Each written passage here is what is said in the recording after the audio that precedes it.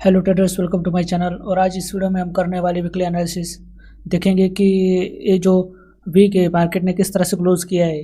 पर ये जो वीकली क्लोज था वो मई महीने का मंथली क्लोजिंग भी थी, तो मंथली बेसिस पे भी देखेंगे कि मार्केट ने किस तरह से क्लोज किया है और आने वाले दिनों में मार्केट किस तरह से परफॉर्म कर सकता है। अगर आप देखो तो कहीं ना कहीं यहाँ मार्केट ने जो यहाँ पर एक क्लोजिंग दी है वो एक तरह से आप हम कह सकते हैं कि एक इनडिसीजन क्लोजिंग ही है।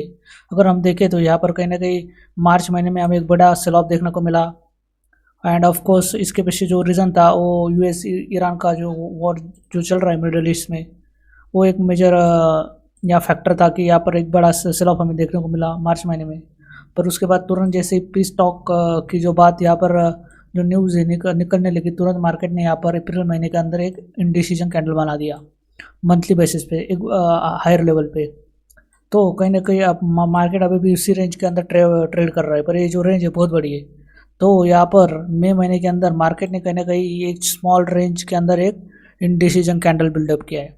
अब यहाँ पर एक इंटरेस्टिंग बात हो जाती है कि आने वाले दिनों में मार्केट किस डायरेक्शन में रेस जा सकता है।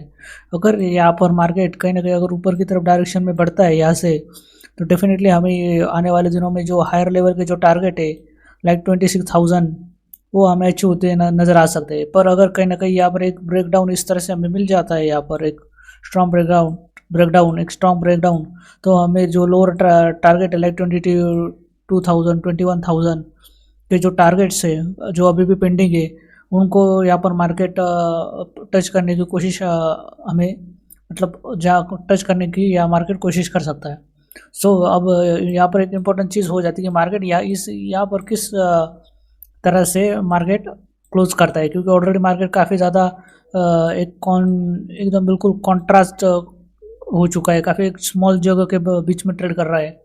तो यहाँ पर कहीं ना कहीं मार्केट के वन डायरेक्शन में मूव करने के हाई चांसेस है।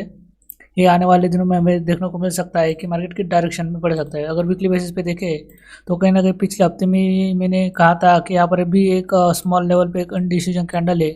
मार्केट जिस भी डायरेक्शन को कंटिन्यू करेगा उस डायरेक्शन में हमें आने वाले दिनों में मार्केट देखने को मिल सकता है। मार्केट ने जो है पिछले हफ्ते शुरुआत तो गैप अप के साथ की, पर आप देखेंगे इमीडिएटली यहाँ पर आके इसी रेंज के अंदर क्लोज कर दिया मार्केट ने। विच शोज़ की जो मार्केट में इस वक्त जो सेंटिमेंट है वो नेगेटिव बहुत ज़्यादा है। अगर मार्केट ने इसी रेंज के अंदर आके क्लोज कर दिया है तो देर आर हाई प्रोबेबिलिटी कि मार्केट हो सकता है इस कैंडल के जो लोअर लेवल्स है उनको भी यहाँ पर एक निकाल दे। और ये जो फॉल यहाँ पर एक बड़ा सेल ऑफ हमें देखने को मिला था फ्राइडे को, वो फॉल हम यहाँ पर हमें कंटिन्यू होते हुए नज़र आ सकता है ऑन डाउन साइड।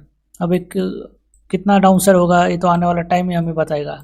बट यहाँ पर कहीं ना कहीं मार्केट ने जो हाई अपसाइड पॉसिबिलिटी थी मार्केट के मूव होने की, यहाँ पर कहीं ना कहीं यहाँ पर फेल हो चुकी है।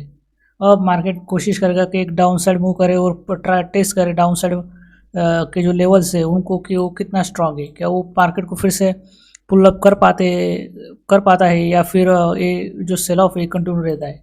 तो आने वाले हफ्तों में हमें ये देखने को मिल सकता है। Okay, so watch market carefully.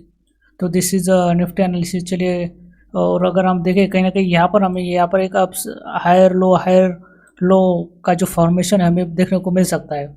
Okay, lower high का फॉर्मेशन हमें यहाँ पर देखने को मिल सकता है। तो कहीं ना कहीं मार्केट स्लोली यहाँ पर हो सकता है एक डाउन साइड मोमेंटम हमें देखने को मिल सकता है। So this is my view on market specially Nifty. चलिए अदर इंडेक्स भी एक बार नज़र डाल देते हैं। अगर हम बैंक निफ्टी देखें तो बैंक निफ्टी के अंदर भी एक यहाँ पर सेल ऑफ दिख रहा है, पर बैंक निफ्टी जो है is look comparatively stronger than nifty. So कहीं ना कहीं यहाँ पर थोड़ा बहुत ट्रेंड नज़र आ रहा है, पर अगर निफ्टी के अंदर सेल ऑफ होता है स्ट्रॉन्ग तो बैंक निफ्टी के अंदर भी हमें सेल ऑफ देखने को मिल सकता है। That's simple thing.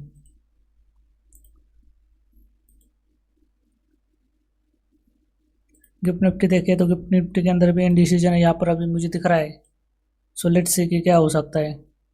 यहाँ पर still there is uncertainty in gift Nifty. USD INR देखें तो यूएसडी आईएनआर ने यहाँ पर जो है कहीं ना कहीं एक 97 रुपीज़ पर डॉलर टच करने के बाद यहाँ पर कहीं ना कहीं थोड़ा कूल ऑफ होता हुआ हमें नज़र आ रहा है USD INR, which is good thing for Indian market. अगर यहाँ देखें तो कहीं ना कहीं 94 रुपीज़ पर डॉलर के आसपास यहाँ पर चल रहा है। Okay, which is good sign है। जितना कूल ऑफ होगा उतना बेटर है फॉर इंडियन मार्केट्स।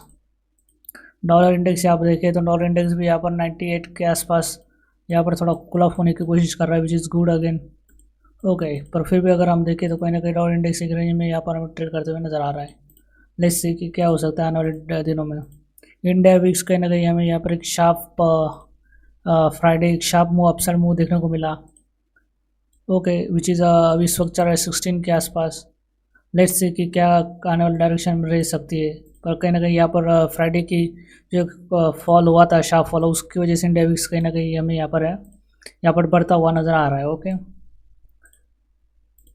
सो चलिए एक बार अब हम जो अदर एसेट है like gold and silver and crude oil, उनका भी ऊपर भी नज़र डाल देते हैं। अगर आप गोल्ड देखें तो गोल्ड कहीं ना कहीं अगर हम देखें तो यहाँ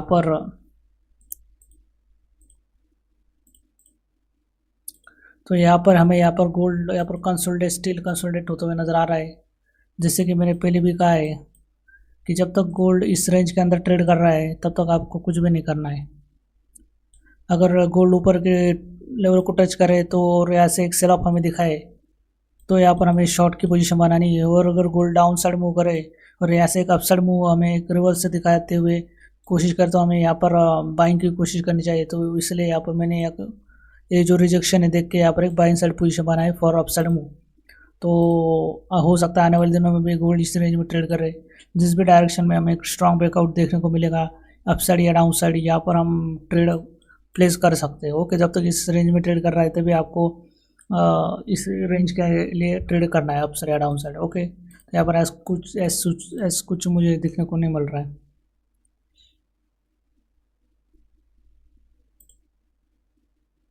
क्रूड ऑयल में हमें जो पिच स्टॉक है उसकी वजह से यहाँ पर कहीं ना कहीं यहाँ पर जो पिच स्टॉक है उसकी वजह से हमें कहीं ना कहीं यहाँ पर एक सेल ऑफ देखने को मिल रहा है। ओके, तो पर अभी जो न्यूज़ आ रही है कि जो पिच स्टॉक है वो फेल हो चुके हैं, तो कहीं ना कहीं हमें फिर से क्रूड ऑयल का अपसाइड मोमेंटम होते हुए दिखाई दे सकता है। So watch carefully. तो पर अभी भी जो क्रूड ऑयल है 120 और 80 डॉलर के बीच में ट्रेड करता रहेगा। ऐसे कुछ मुझे कुछ बड़ा चीज़ नज़र नहीं आ रही है। अगर क्रिप्टो देखे तो क्रिप्टो के अंदर भी यहाँ पर कहीं ना कहीं मुझे लगता है कि आने वाले दिनों में यहाँ पर हमें थोड़ी वीकनेस ज़्यादा दिखाई दे सकती है। जिस तरह से यहाँ पर सेल ऑफ हुआ है उस लिहाज से तो मुझे यही दिख रहा है कि उस हिसाब से तो मुझे यही दिख रहा है कि क्रूड ऑयल में अभी भी हमें सेल ऑफ कंटिन्यू देखने को मिल सकता है। अगर यहाँ पर कहीं कंसोलिडेट करता है weekly basis, monthly basis and फिर अब से एक अपसाइड मोमेंटम देता है, देन हम कह सकते हैं कि आने वाले दिनों में हमें बड़ा एक यहाँ पर अपसाइड मोमेंटम देखने को मिल सकता है। पर यहाँ पर अभी भी एक स्ट्रॉन्ग वीकनेस दिख रही है। फिलहाल के लिए तो मैं इसमें अभी ट्रेड नहीं कर रहा हूँ because of the my buying bias. अगर यहाँ पर फिर से अगर बिल्डअप होता है प्राइस एंड अगर प्राइस अपसाइड मूव करती है तो डेफिनेटली यहाँ पर कुछ बाइंग के ट्रेड बन सकते हैं। पर फिलहाल के लिए जिस तरह से सेल ऑफ हुआ है इस हिसाब से तो प्राइस इमीडिएटली वो रिकवर नहीं करेगा। प्राइस को यहाँ पर थोड़ा बिल्डअप करना पड़ेगा एंड देन एक अपसाइड मूव हमें देखने को मिल सकता है। So this is my view on all the asset classes. I hope you all understand this my analysis and thank you for watching. See you again.